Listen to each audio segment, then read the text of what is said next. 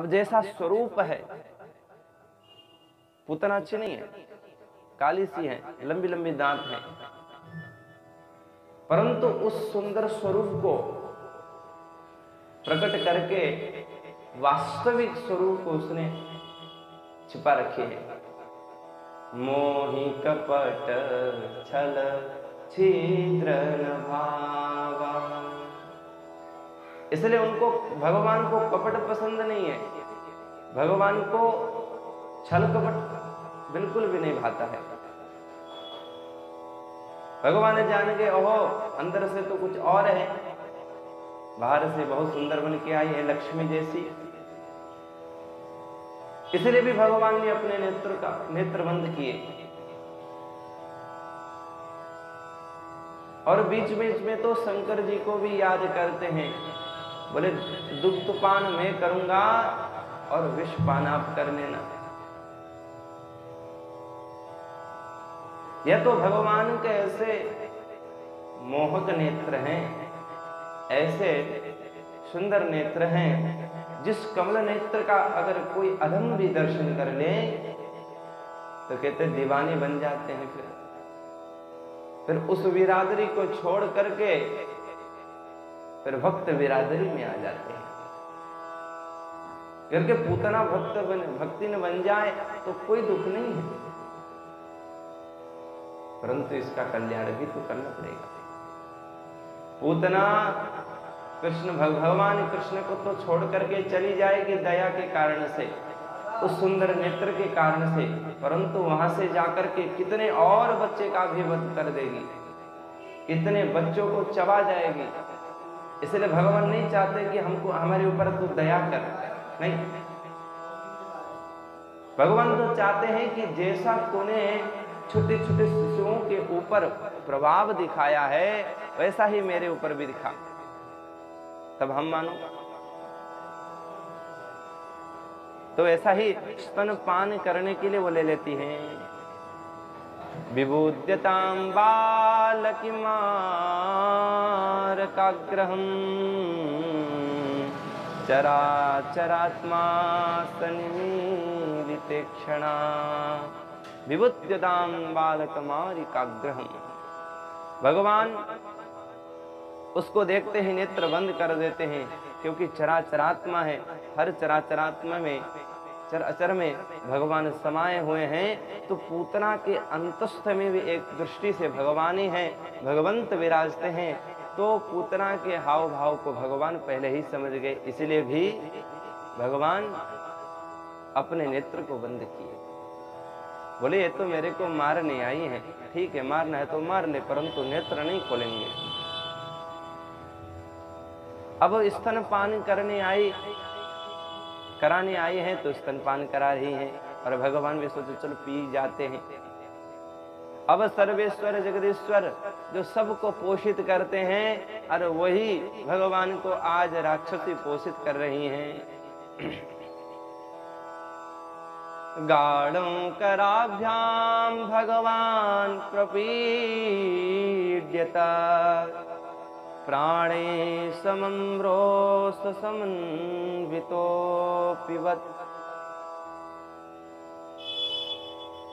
भगवान की इच्छा, पहले दुग्ध पान कर देते हैं, उसके बाद विष भर के आई है, इसलिए विष को भी पान कर दिए। उसके बाद तो कुछ बचा ही नहीं साहब, अब तो केवल प्राण बचा है, तो उस प्राण को भी कन्हैया पीने लग जाते हैं। प्राण समं रोष समन्वितो पिबत, कहते हैं रोष के साथ भगवान ने उस प्राण को पिए। रोष को भी लिए थे, रोष का अर्थ होता है रुद्र, यानी कि भगवान ने रुद्र को भी साथ में लिए थे, शंकर जी को। हो सकता है कि कन्हैया ने पहले कह चुके हों कि बाबा बोले दुग्ध तो अभी हम पिएंगे और आप तो केवल विष पीते रहना, इसलिए रोष के साथ कन्हैया ने उस दुग्ध का पान किए, विषक्त का पान किए। प्राण समं रोष समन्वितो दुग्ध पान करते ही पूतना को बहुत कष्ट होने लगा और कष्ट के साथ बार बार वो छुड़ाना चाहती हैं, छोड़ छोड़ छोड़, परंतु कन्हैया नहीं छोड़ रहे हैं, बहुत प्रयत्न कर रही हैं। सामुंचा लमिति प्रभासिना निष्पीड्यमाना खिल जीवमर्मणि। ऐसी अनुभूति हो रही है कि मानो नसें फटी जा रही हैं। विवित्र नेत्रे, उनके दोनों ही नेत्र उलट गए, हाथ पैर चला रही हैं, छटपटा रही हैं, छोड़ छोड़ छोड़ छोड़, परंतु कन्हैया नहीं छोड़ते। अभी तो सुंदर बनकर के आई थी, परंतु अब जब कष्ट होने लगा तो पहले की तरह भीमाकार धारण करती हुई विशाल काया को प्रकट कर देती है, क्योंकि अंत समय में तो ऐसा ही होना पड़ता है। उस कपट भाव को त्याग देती है। उस भीमाकार में भी भगवान नहीं छोड़ रहे हैं, अभी तक स्तन को पकड़े हुए हैं। अब जब भगवान संपूर्ण प्राण को पान कर देते हैं तो कहते प्राणहीन होकर के पूतना धड़ाम से नीचे को गिर जाती है। सत्य बात यह है कि पूतना के शरीर के अंदर जितने भी पेड़ आए ना, सुखदेव बाबा कहते सब के सब चकनाचूर हो गए, एक भी पेड़ नहीं बचा, चूर्ण हो गया। चूर्णयामास राजेंद्र महसार्य तदद्भुतम, अद्भुत कर्म हुआ। और बोले पूतना भी कम की नहीं, लंबी नहीं, छोटी नहीं थी, बहुत लंबी थी। त्रिप गव्युति तो पूतना का शरीर ही था। अब ऐसा शरीर जब धड़ाम होकर के गिर गया तो सबके सब जितने भी गोप थे वो भी आश्चर्य हो गए। पृथ्वी डगमगा गई, कंपित हो गई। सबके सब वहां दौड़ करके देखे, बोले लाला कहाँ है, लाला कहाँ है। पलने पे लाला नहीं है, बोले उस राक्षसी के स्तन के ऊपर कन्हैया खेल रहे हैं, तो तुरंत जाकर के ले आती है।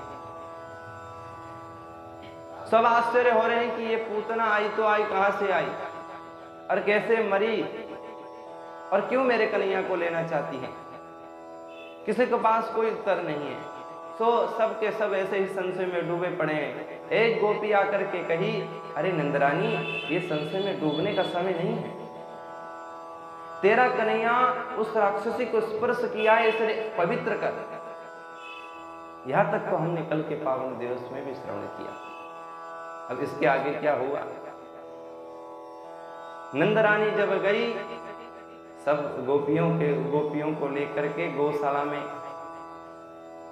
क्योंकि गोपियों के लिए परम औषधि तो गोबर है। गोपियों के लिए परम औषधि गोमूत्र है, गौ है। गौ के माध्यम से निकलने वाले विकार है, दूध, दही, घी, माखन, छाछ, ये सारे गौ के विकार हैं। और यही गौ के विकार समस्त रोगों को दूर करने वाले हैं। और कहते महाराज देखो, गौ के द्वारा निकलने वाला जो विकार है, बोले वो श्रेष्ठ विकार दूध नहीं है। कोई कहता है श्रेष्ठ विकार दही भी नहीं है और नहीं घृत है। बोले कहो महाराज क्या है। बोले सबसे श्रेष्ठ निकलने वाला विकार तो गोबर है। इसलिए गौ का अर्थ गौ है, वर यानी कि श्रेष्ठ है। जो गौ के द्वारा जो श्रेष्ठ विकार जो निकलता है, पदार्थ निकलता है, उसी का नाम गोबर है। तो आज निंद्रानी उस श्रेष्ठ विकार से, श्रेष्ठ औषधि से कन्हैया को नहला रही है। साबुन की तरह प्रयोग करती हुई कन्हैया को लेपन करती हैं और ऊपर से गोमूत्र भी बाल्टी बाल्टी भर लाती हैं और स्नान करा रही हैं। हर हर गंगे, हर हर गंगे। गोमूत्रेण स्नान समवेत्वा पुनर्गोरजसार्भकं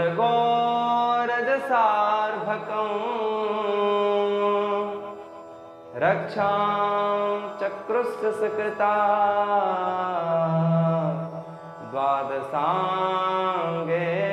सुनामभि। गौमूत्र के द्वारा स्नान कराती है नंदरानी। और कन्हैया को तो छोटे से ही गौ से प्रेम करने का अवसर प्राप्त हुआ, क्योंकि कन्हैया भी उसी घर को अपना लेते हैं जिन घर में गौ पाले हुए हैं, जिन घर के द्वारा गौ को अपनाए हैं, जो गौ पे प्रेमी हैं। फिर कन्हैया का भी प्रेमी हो जाएगा, कन्हैया भी उनसे प्रेम करने लगेंगे। तो गौमूत्र के द्वारा भले एक छिटा मार के नहीं, अपवित्र पवित्रो वा सर्वस्थांगतोपि वा यस्मरेत पुंडरीकाक्ष सवायव्यंतरः शुचि। बोले ऐसा कहते हुए दो चार छिटका मार के नहीं, बोले बाल्टी के ऊपर डाल करके कन्हैया को नहला रही है। फिर भी मन में कोई तोष नहीं है, संतोष नहीं है कि मेरा कन्हैया शुद्ध हो गया होगा। बोले इतना बहुत भयंकर राक्षसी थी, उसका स्पर्श किया है भाई, जन्म जन्मांतर का पाप लेकर के डोल रही होंगी, और वही राक्षसी को मेरा लाला स्पर्श कर लिया। तो साथ साथ में एक गोपी गई, एक बछड़े को लेकर के आई और बछड़े का पूंछ पकड़ करके अब वो झाड़न करने लग जाती हैं। और झाड़न तो कर रहे हैं, मंत्र क्या कर रहे हैं? बोले मंत्र तो कन्हैया का नाम ही है। कन्हैया को कन्हैया के नाम के द्वारा ही झाड़न किया जा रहा है। कन्हैया का नाम ही आज कन्हैया के लिए मंत्र हो रहा है। इंद्रियाणि ऋषिकेशा प्राण नारायणो वतो श्वेतदीपपतिश्चित्तं मनो योगेश्वरो वतो। इंद्रियाणि ऋषिकेशः, ऋषिकेश किसका नाम है? बोले कन्हैया का नाम है। और झाड़न बोले कन्हैया को कर रहे हैं। गोपियां कहती हैं कि मेरे कन्हैया की रक्षा कौन करे? बोले ऋषिकेश भगवान करें, क्योंकि मन जो है बड़ा चंचल होता है, उसको नियंत्रित करने के लिए बहुत कठिन है। तो भगवान ऋषिकेश नाम का अर्थ क्या है? कहते हैं कि जिनने अपने इंद्रियों पर निग्रह किया है, जिनने अपने इंद्रियों को संयम किया है, उसी का नाम ऋषिकेश है। तो कितना सटीक नाम उपयोग कर रही हैं। कह रहे कि मेरी मन की रक्षा, मेरे लाला की जो के मन है उसकी रक्षा भगवान ऋषिकेश करे। इंद्रियाणि ऋषिकेशः, समस्त इंद्रियों की रक्षा। प्राण नारायणो वतो, और प्राण की रक्षा वाले भगवान श्री नारायण करे, जो क्षीर सागर में शयन करते हैं। श्वेत द्वीपपतिश्चित्तम, बोले श्वेत द्वीप में, वही क्षीर सागर में निवास करने वाले भगवान बोले चित्त की रक्षा करें, क्योंकि श्वेत द्वीप जो है वो शांति का प्रतीक है। कोई कह भी देता है तो भाई इतना शांत स्वभाव का हो जा, जैसे समुद्र है। नदियां को चंचलता का प्रतीक माना है, तो समुद्र को सौम्य का प्रतीक माना है। इसलिए चित्त जो है शांत, कोई चाहता है चित्त शांत, तो केवल क्षीर सागर में शयन करने वाले भगवान का स्मरण करे। श्वेत द्वीपपतिश्चित्तम मनो योगेश्वरो वतुः।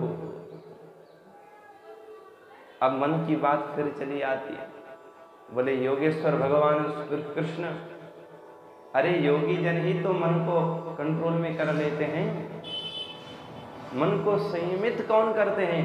बोले योगी जन करते हैं।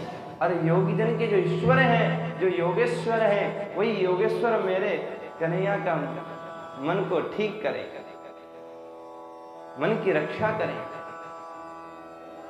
प्रश्न गर्भास्तुते बुद्धि महात्माना भगवान परा क्रीडन्तम पातु गोविंदम शयनं पातु माधव। कहते हैं कि खेलते हुए कन्हैया की रक्षा गोविंद करे, शयन करते हुए कन्हैया की रक्षा माधव करे। तो इस प्रकार मोटा मोटी से भगवान के नाम से ही भगवान को धारण कर रही है। बस संत तो इतना ही जानते हैं कि कन्हैया, बोले हमें अविश्वास हो गया। बोले क्या? बोले समस्त प्राणियों की रक्षा तो आप करते हो, परंतु आपकी रक्षा बोले आपका नाम करता है। हमारी रक्षा तो आप करते हो, हमें कोई कष्ट हो जाता है तो आपको हम पुकारते हैं, श्री कृष्ण शरणं मम, श्री कृष्ण शरणं मम, सर्वधर्मान परित्यज्य मामेकं शरणं व्रज। तो आपको ही हम ध्यान धरते रहते हैं, परंतु आपको भी कभी विपदा आपदा चली आती है तो बोले आपके नाम ही पहले आ जाते हैं। आपके कष्ट को दूर करने के लिए जिस प्रकार गोपियों ने आपको आपके नामों का उपयोग किए, तो इससे तो सिद्ध हो ही गया कि नाम की शक्ति कितनी है, नाम की महिमा कितनी है। इस प्रकार भगवान को धारण कर ही रही थी कि उधर कर देखे नंद बाबा ही चले आते हैं। नंद मामा पूतना को देखे तो बड़े आश्चर्य में पड़ गए कि ये लंबी चौड़ी कहां से आ गई। आद्योपांत किसने सुना तो बाबा ऐसी घटना है, तो बाबा को बड़े प्रसन्न हुए। ओ इस बात से प्रसन्न नहीं कि आज कन्हैया की रक्षा हुई, इससे पहले प्रसन्न इस बात से हुए कि वसुदेव ने जो वाक्य कहे थे वो वाक्य सत्य हुआ। नेहस्थेयं बहुतितं संतुत्पाताश्च गोकुले, बोले गोकुल में जाकर के, गोकुल में जल्दी जाओ, बोले वहां कुछ उत्पात होने वाला है। तो सत्य हुआ। इस बात से आश्चर्य, फिर बार बार धन्यवाद देते हैं प्रभु को। बोले प्रभु, बोले आपने हमारी कन्हैया की रक्षा कर दी, धन्य हो। बड़े उतना लंबी होने के कारण से उसको शमशान तक नहीं ले जा पा रहे थे, तो काट काट करके छोटे छोटे करके उसी स्थान में लकड़ी वकड़ी बीन करके वहीं जला देते हैं। सुखदेव बाबा कहते हैं आश्चर्य की बात तो यह है परीक्षित, जब वो जलने लगी तो बोले दुर्गंध कभी नहीं आई। एक कोई संत पुरुष का जो विकार जल जाता है वो भी दुर्गंधमय होता है, क्योंकि पृथ्वी जल तेज वायु आकाश, भले ही संत महात्मा अपने आत्मा को दिव्य बनाए होंगे, शरीर को नहीं बना सकते। शरीर तो जैसा तैसा ही है, वो तो समय अनुसार जीर्ण होना ही होना है, और समय अनुसार वो गलना भी है, दुर्गंध भी होना है। परंतु राक्षसी होकर के भी इसका शरीर जब जला तो दुर्गंध नहीं था इसमें। परीक्षित को आश्चर्य लगा, बोले महाराज ऐसा कैसे हो सकता है? जब अच्छे महात्माओं का शरीर जलता है तो उनके शरीर से भी दुर्गंध आता है, क्योंकि ये प्रकृति का खेल, प्रकृति की लीला है यह। परंतु जब वो जली तो क्यों ऐसा हुआ? बोले बात यह है क्योंकि भगवान के संसर्ग में हो गई थी। भले वो राक्षसी हो। राक्षसी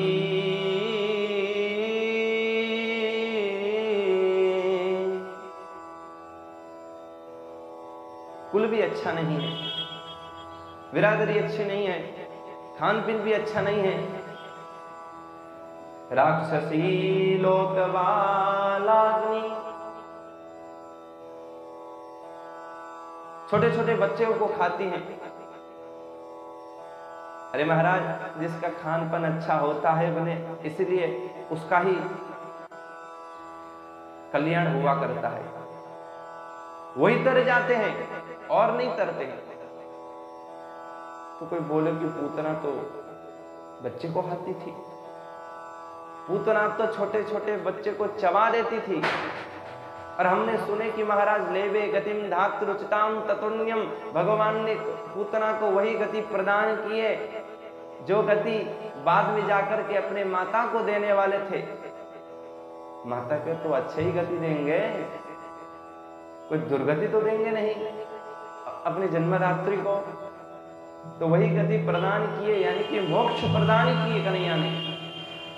तो मुझे संशय है कि खान पीन जब अच्छा नहीं रहा तो ये पूतना कैसे तर गई। पूतना लोकवालाग्नि राक्षसी रुधिरासना।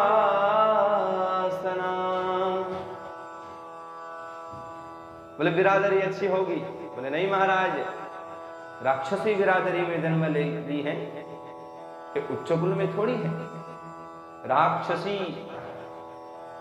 बकासुर, अघासुर, ये असुर जितने भी हैं उनके ही तो भाई हैं जो आगे वध होने वाला है। तो कह रहे हैं कि बिरादरी अच्छी नहीं है, राक्षसी कुल में जन्म ली है। राक्षसी तो महाराज कैसे तर गई? बोले अच्छा पेय पान करती होगी, अमृत पान की होगी। बोले अमृत पान नहीं, ये तो रक्त पान करती थी। रुधिरासना, रुधिर पान करती थी, रक्त पान। कोई कहा कि देखो ये तो प्राकृतिक नियम है, शेर मांस कोई तो खाएगा, हाथी ऐसे ही उन्मत्त तो होएगा, परंतु उसने भी भगवान का स्मरण किया तो वो भी तर गया।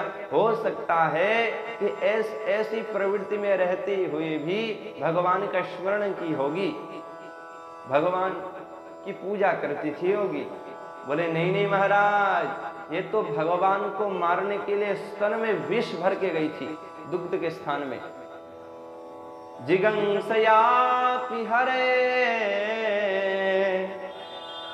हरि को, स्वयं भगवान सर्वेश्वर को जो रक्षा करने वाले हैं उनको ही मारने के भावना से उस स्तन में दूध के स्थान में विष को भर करके गई थी। सोचो, भगवान के साथ भी वो प्रेम नहीं करती थी, क्रूर थी। तो बोले महाराज आप ही बताओ कि ये पूतना तरी तो तरी, कैसे तरी? हम नहीं जानते हैं, कृष्ण की लीला हम नहीं जानते हैं। स्तनं दत्वा पश्यति। सुखदेव बाबा कहते हैं कि एक ही कारण है परीक्षित, एक कारण होने के कारण से पूतना तर गई, नहीं तो बिल्कुल नहीं तर गई। बोले क्या है? बोले मां बनने का वो नाटक करी, वैसे मां तो बन नहीं पाई। मैं मां हूं, स्तन पान कराना चाहती हूं, ऐसी भावना लेकर के हो गई, इसलिए उतर गई। अब भगवान ये नहीं देखे कि स्तन के अंदर दूध है या विष है, पर पान कराने का कार्य तो केवल मां ही कर सकती है। नंदरानी जैसा कार्य कर रही हैं, तो चलो लेवे गतिम धातृचिताम, अपने माता को जो उचित गति प्राप्त कराने वाला हूं, यही गति इसको भी दे देते हैं, ये भी भागीदारी बनेगी। तो इतने दयालु हैं कन्हैया, सारी गलतियों को भूल करके, सारे पापों को समन करके छोटा सा कारण लेकर के कन्हैया किसी का उद्धार कर सकते हैं, किसी को कल्याण कर सकते हैं कन्हैया। इसीलिए आश्चर्य होकर के कहते हैं, अहो बकीयं स्तनकालकूटं